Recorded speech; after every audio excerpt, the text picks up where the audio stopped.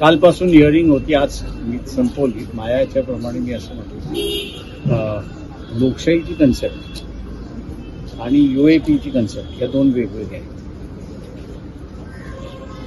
UAPची concept असं आहे की लोकशाहीला हुकुमशाहीमध्ये कन्वर्ट करण्याचा एक कायदा आहे.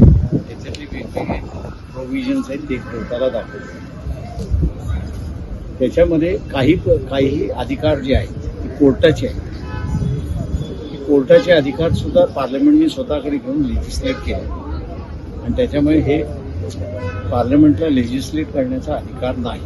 एक दुसरा भाग त्याच्यामध्ये पार्लमेंटने हा UAPचा कायदा जरी केला असला तरी एक्झिक्युटिव्ह जे आहे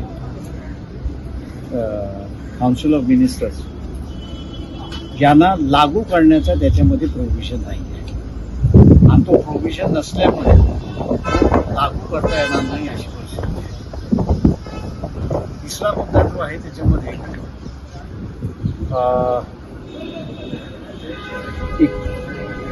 1979 आर्टिकल 22 हे एमेंड करण्यात आलं. ते एमेंड करण्यात आल्यानंतर पार्लमेंटने एमेंड केलं, प्रेसिडेंटने मान्य केलं, घटनेमध्ये अंतर्भूत झाला.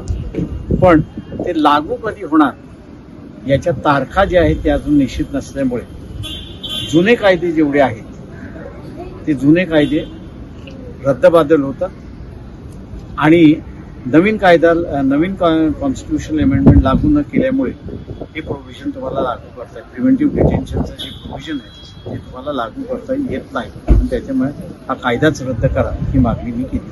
आपलं युक्तिवाद आज पूर्ण झालं. आज माझा युक्तिवाद पूर्ण झालं. 7 तारखेला सेंट्रल गव्हर्नमेंटचा युक्तिवाद सुरुवात होईल.